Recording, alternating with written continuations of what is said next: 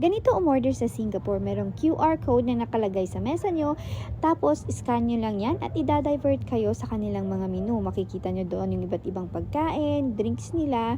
So, i-add lang kayo kung anong gusto nyo at ilang yung gusto nyo.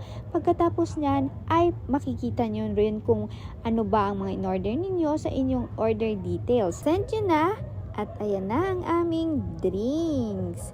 Kumain pala kami sa Japanese restaurant kung saan kami ay gumala sa Bugis. Sa totoo lang, sa Singapore lang talaga kami gumagala at gumagastos, kumakain. Kasi pag dito sa Pilipinas, hindi talaga ako gumagala, hindi din ako bumibili kasi lahat binibili ng husband ko.